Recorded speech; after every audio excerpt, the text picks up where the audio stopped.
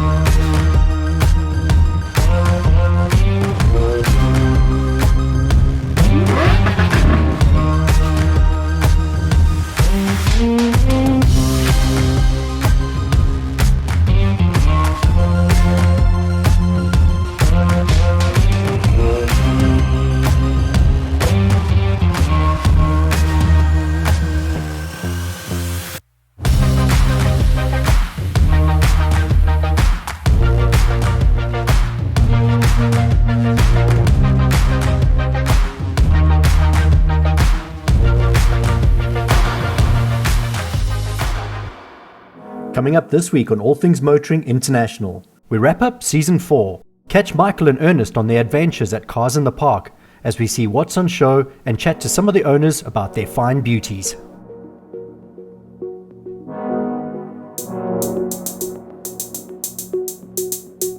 Only if you've attended Cars in the Park live will you understand it is actually impossible to fit all there is to do here into one episode. Hence why we've got two. Ernest, what have we got in store for today? Yeah, this is part 2, and now we're taking a journey further into the modern era, the classic era, and Michael and I are going to be having some interesting debates where this time I might even get some wins in the trivia department. As unlikely as that seems, it is possible. Great show ahead. Looking forward to sharing it.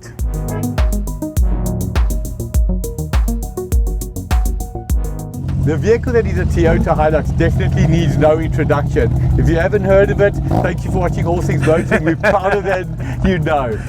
Behind us, an example. Yeah. This particular series came with 4 engines. Oh my Okay, a 1600, 1800, 2 litre and 2.2. Do you know what the nomenclature of the badge was? Goodness. This was a Toyota Hilux, Correct. short wheelbase, Okay. SR. SR, so they did make it in the SR, funny enough in this exact engine. 1Y, 1600, 2Y, 1800, 3Y, 2 litre, and you can guess the 4Y, 2.2, the mainstay of the taxi industry and the Hilux of that period. You will not find a better engine to work on. What would you imagine, Ernest, to redo this engine completely today in 2023 with genuine parts? What would it cost you? I'm going to take a good guess. I would say about 6,000 Rand. Very, very good. Honestly, anywhere between 6,000 and 8,000 Rand, and you are doing it properly. And guess what? You'll get another 500,000 Ks out of it. Toyota really do make reliable cars. And that is why they called it the 1Y, 2Y, 3Y, 4Y. I just made it up.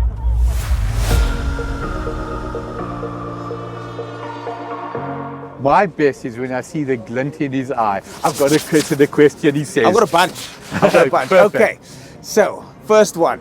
The dashboard in one of the models, I think it was a 1985 2.8i electronic dashboard. Is that the question, or do you want to ask fair it? enough. Fair enough. Good one. Okay, next question. There was another model on top of that. 2.8i, and the next one after that was? 3 litre ECT. Let's focus on the 2 litre. There were 2 different 2 litre derivatives. And we're talking about GLE, GL, engine derivatives. What was the difference? The thing that you're referring to, and you're trying to trick me, is the GLI-6, of course. Correct. Of course, the GLI-6, because it was a 2-litre 6-cylinder, Correct. which at the time was very unusual. 100%. If you took the pistons, we reconditioned the pistons on a 2 litre GLI-6. They were this thin. Like where pistons normally look like that, they look like motorbike pistons, as you can imagine. 6-cylinder into a small 2 litre, but which was the more powerful, the 2 litre 4 or 2 litre GLI-6? Definitely the 4. 100%. One of the words I love the most is iconic. Now, when you think of iconic, you're talking about Ferrari 308, Lamborghini Countach. But behind us is something for me which is equally iconic.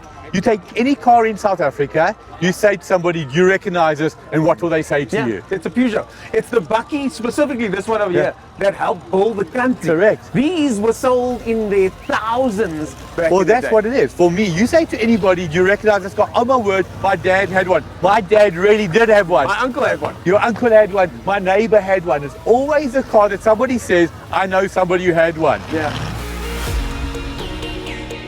I've got a couple of interesting rally stories. Number one, I went rallying yesterday, Kobus. Number two, the first rally that I ever went to, I went in one of these, a 2-liter 16 valve. At the time, it was a Mazda. We went to go watch the rally, and another thing I recognize is that this was a very underrated car. But your one, Kobus, is not underrated, that's for sure. Kan jy asseblief vir ons 'n bietjie meer van die kar vertel? Wel, my pa het hom gekoop in 2098 begin. 2005 klaar gerally met hom, hy het hom verkoop. Ek het hom teruggekoop in 2017. Ek het met hom gerally, ek het my vrou genavigate. Ons het die eerste rally goed gedoen. Toe het ek hom gebrand 2019, motor en goede, en ek het weer begin en ek het jaar die naweek gery en is sommer tweede in klas en 7 overall. Nice, hierdie naweek verby. Okay, so when it comes to rallying, Kobus, what is it? The guys are trying to convince me to do stage rally. Ek doen rallycross in die Kaap. Wow. What is so cool about stage rally that you like? Dis ground, dis grond, dis lekker. Dit is tye, jy werk volgens tye, jy moet kyk dat jy nou ons se tye vang. Dis baie lekker, ja. Dis hou daarvan. And obviously, isn't it fast? Yeah. Aren't those trees dangerous? Ja, dangerous, fast, and if the navigator is off the book, you must look, papa. Dan moet jy maar kyk, maar ja, dis baie lekker, is dangerous, ja. So, 'n klein bietjie van die engine asseblief. Hy's 'n 2-liter 16 klep, né? Ja, is 'n Mazda 2-liter 16 valve, standaard. Standaard computerbox, cams, the grease sprockets, and bronze free flow. Nice. If that doesn't take you back to the 90s and early noughties, then I don't know what will. As you guys can see, I'm a big rally fan, and this is the Sightlines Escort driven by Johan, who I'm standing with over here. Johan, the Escort, it's iconic, eh?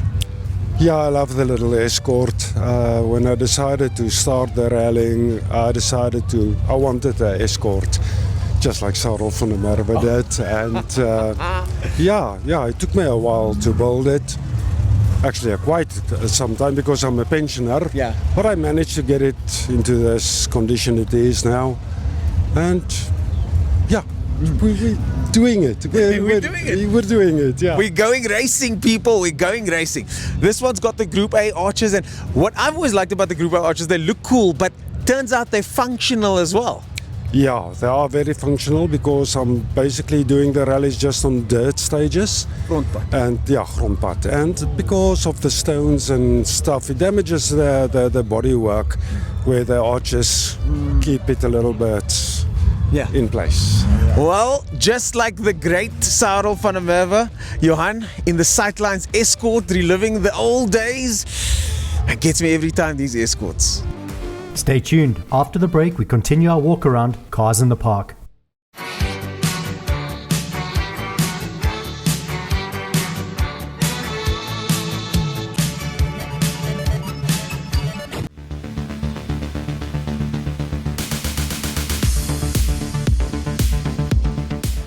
If you ask 10 people to name a car made in Sweden, I guarantee you 10 out of 10 will say Volvo.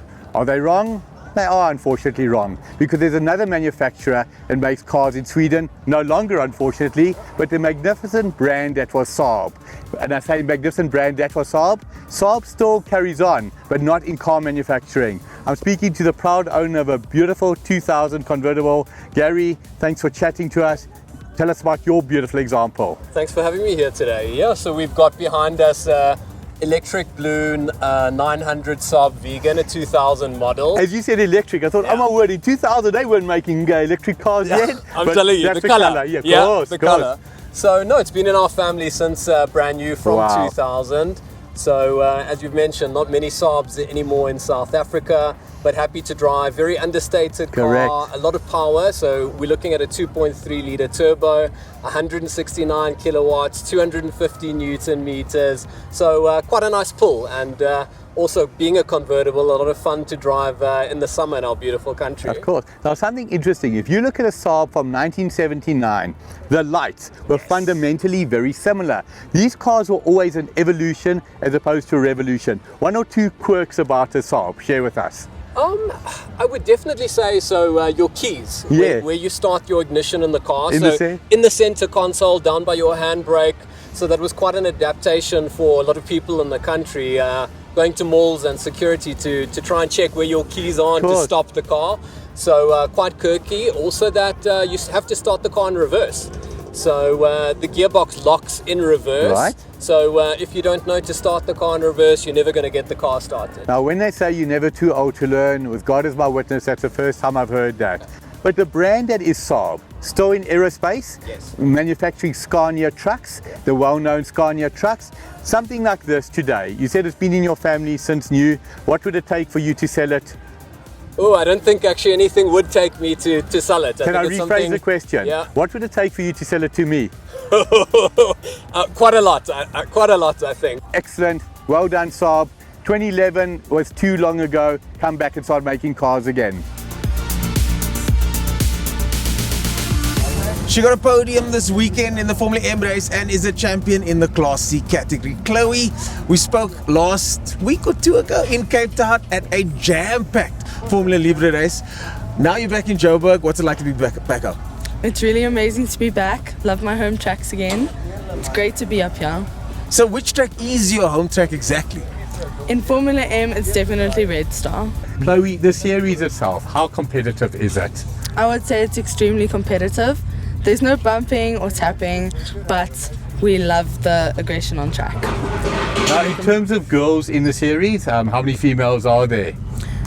In the Joburg series, there's none. I'm the only one. Only one. Wow, Yes. wow, wow. Showing the boys who's boss. Yes, Love definitely. Flying the flag indeed. Now, this car behind us is the motorbike-powered Formula M car. Could you tell us a bit more about the spec of the car? And I didn't even know. Not many people knew that there were motorbike-engined Formula cars available in South Africa. Yes, my car is a 600cc Kawasaki Ninja superbike motor in a car, which is really awesome. We have bike-powered motors and other cars have car-powered motors, but ours is super quick. It has a great speed-to-weight ratio, and it really is really fun. I can imagine, because you've got that high revving engine, you've got that lightweight chassis. I mean, it must be super fun to drive. But like you said, the thing about single seaters, and Mike, we need to talk about this as well, is that the single seaters, you can't bump each other, because if you bump, one goes up, one goes sideways. Yes. Well, I heard there. Well, there's no tapping. I like it. Yeah. So now, Chloe, realistically, 14 years old, it's not a sport just for you like kids do tennis at school and soccer and rugby. Where to from here for you? What is the goal? My goal is to get to Formula One or in motorsport, really. But our next step would definitely be Formula Ford.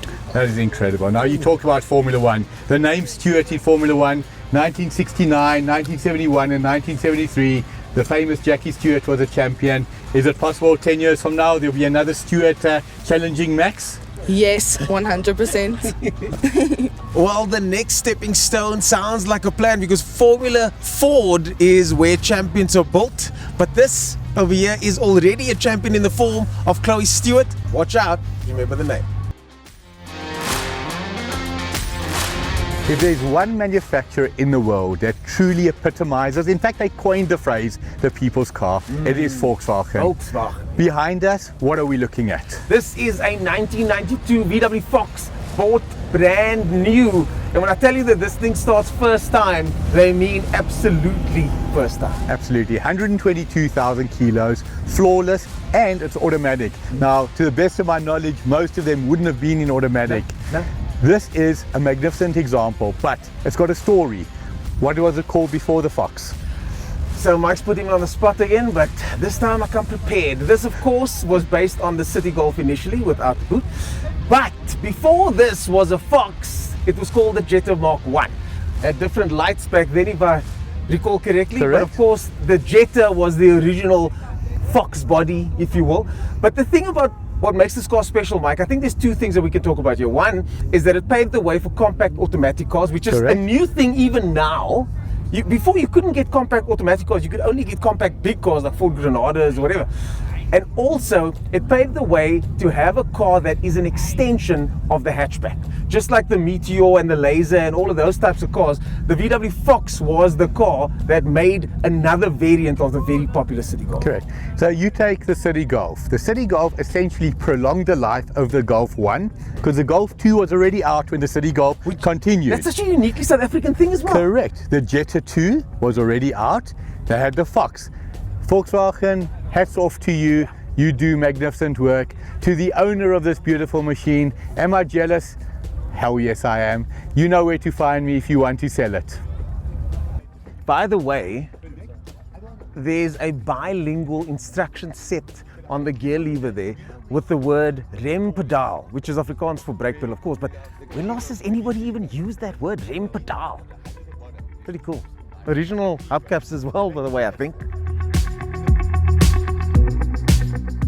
When you're in the 70s and you needed extra boot space, you got yourself a Mercedes-Benz. In 2023, you get yourself one of these. I'm standing here with Sam and Tebiso. Gentlemen, some interesting cars here. I'll start with Sam. Sam, which one of these is yours, and tell us a little bit more about it? Mine is a black one. It's a 1972 model. It's called 114 to 30.6. And I'm enjoying it very much. I can see that. I can see that, Tembiso. It's cool to drive together when you got the same cars. I do that in Cape Town as well. Very cool. We love the attention with the old machines. Yeah. It's the same. It's the 114, same model, 72, 230 6-cylinder, double carburetors. So it's nice and smooth. But now, I've always been a fan of small 6-cylinder. So in this era, and a little bit later, you got a 234. That was like the entry level. If you wanted to be the Mania, you got the 236. Guys, driving a car like this, compared to a modern car, what are the characteristics? It's the sound of the engine, and the smoothness of the ride. Yeah. And that growl of a 6-cylinder. You cannot. Yes, 4-cylinder is good, but there's that thing about 6 cylinders. For more sure. cylinders big. Now, it's well known that I'm an Audi fan, but I think there's no negotiation. In the 70s, Mercedes, the quality of this car, you just look at the doors, the metal, the paint finish, the interior, it still stood the test of time. Definitely. Guys, I hear you want to sell it for around 35,000 each. That's about right. Sam, No, that's what you said earlier on, isn't it? I don't think so. Well, I'm going to touch on something Tembiso says before we sign the papers. So Tembiso, you've got the louver at the back there, the blinds. It's adjustable, everything, bro. It's adjustable. It gives you that little rattle of the sound on the car, but it keeps up with the class of that car. So what is incredible for me, in 2023, we talk about satellite navigation, sunroofs, all of that. In those days, a left side mirror, a louver, sheepskins, those were proper extras that you wanted. Gents, I think you've got two cars that are beautiful. Personally, I don't see any reason you should have two. Let's at least do a deal on one. Stay tuned. After the break, we wrap up Season 4 at Cars in the Park.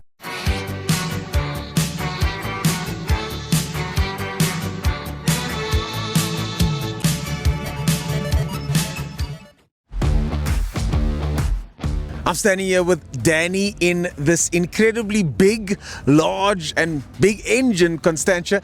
Danny, I don't know much about these cars. I'm not going to lie. I don't know much. I know there's one racing in Cape Town. I know that, as you said earlier on, certain models look the same. And I know that that's waterproof. But this is a special car. I haven't seen many floating around here. No, not at all. We haven't noticed. I'm not sure if there isn't another one today. But this specific shape, this is the one I've seen today. Now, I understand, Danny, that you have more than one of these, but this one has got tightened suspension. Do you have one for every day of the week, or what's the deal? Well, there's they're all under construction. The El Camino has just been painted. This is the first time it's out. It's just been painted. And then my wife's got a Caprice as well. Well, there you go, folks. Chevy fans all over the world rejoice because here in South Africa, Danny is representing. So there's not a viewer of the show that doesn't know that I'm an Audi fan. In fact, my favorite Audi is an Audi R8. Behind me, I believe, is where it all started. I'm not sure how many parts of this were carried over into the Audi R8, but I'm speaking to Dani, the proud owner of, what are we looking at, Dani? Good afternoon. I'm Dani Kutsia. I'm involved with these DKWs for the last 20 years. Wow. And yeah, playing with them. Also one of the technicians working on them myself, so I do all my mechanical stuff myself. In any case, this one, I'm the proud owner, the second owner of this car. The second owner? Yes, I'm the second owner. How long have you had it? I had it now for about 5 years. Wow, so the first owner literally 60 odd years? The first owner actually passed away. It was the gentleman and his wife's car. It was also, interesting enough, it was their only car for their whole lifespan. Incredible. And then I bought it from their son. Yeah. Now this particular vehicle, is it a DKW? Is it an Auto Union? Is it, it's not Auto Union, it's Auto Union. What are we looking at here? The early 30s DKW start as DKW, and then later in years they start melting together with the 4 companies. Consist of DKW, Hoog, Wanderer, and Audi. So, and the melting together formed Auto Union. Is that where the 4 rings come from, the 4 companies? Correct, that's where the 4 rings came from. I still consider it one of the most beautiful logos, emblems. I look at certain cars, just for example, the Ford, not an emblem I love. When I look at the emblem of the Audi, the 4 rings, magnificent. Now this vehicle, driving it in 2023, what is it like to drive a car like this? Funny enough, people maybe laugh at me, but this is actually my only driving car currently. That's your daily? That's my daily, yes. That is incredible. Thank you for talking to us. You have a beautiful example, and may this car and you go from strength to strength. Thank you very much for your time. Really appreciate it, and a lovely show. The year was 2011 and we had Facebook requests. And Nick Beauties and I have known each other since then, but we've never actually met. And here today at Swartkops Raceway at this incredible event, Nick, you have been our gracious host here. You set up our base camp over there. Tell us a bit more about this incredible event, yourself, and of course, POMC. I'm SA Car Clubs magazine, as you know by now. In the same time, Pretoria Old Motor Club, which is we know it's POMC. They've invited me since the inception of the magazine, and they contributed since then. So they're one of the longest serving clubs for the magazine. And that's how I got to know them as a club. And they invited us today, and that's how we two, in the end, met up. Now, SA Car Club magazine has been around for many years, but the relationship with All Things Motoring is really blossoming lately because we are looking to cultivate the culture of clubs. You've been cultivating that same culture. Tell us a bit more about the magazine and just working with car clubs. Okay, for me, it's also about passion. I started the magazine because of my passion for cars, the bigger picture, obviously. Not like Michael that only likes Audis. I like cars in general, but I must also add, I'm a Renault fan. Well, there you go, folks. Nick Beauties from SA Car Clubs magazine, promoting the passion, promoting the power and the performance. Car clubs, this is the guy you want to chat to. Cars in the Park 2024 cannot come soon enough. 2023, your first event, my second, has absolutely blown me away. For you, what is stand out about an event like this? It's an eclectic mix of cars from all eras and cultures. It's 1920s all the way through to the modern era. It's the passion of the people that are here and the way you can interact with them one-on-one. It's one of those events that I came here expecting something different, which is probably why I didn't come before. But the fact that I've been here now today, blown away by what Joburg can do. And I think I'm going to take some of this home to Cape Town. We should have our own one there in Cape Town. But you've touched on something. The cars are always impressive. You come to a day like today, the cars will always blow you away. But what blew me away, this year in particular, the mix of people, young people. Ernest, when you think of collector's cars, what is the stereotypical collector? Who is he? Someone in the 50s, 60s or 70s maybe? Funny you didn't mention the 40s, of course.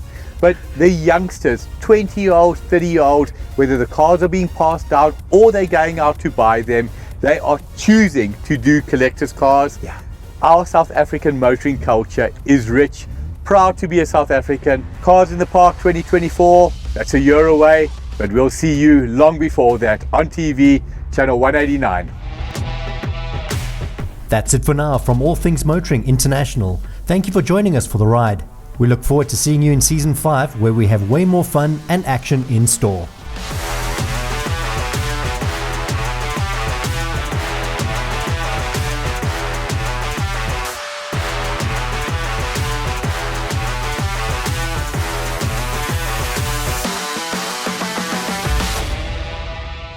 The All Things Motoring team now has a brand new podcast. If you're looking to know more about car finance, insurance or servicing, or if you're deciding whether to keep it or change cars, you'll find all the advice you need. Available now on YouTube or wherever you get your podcasts.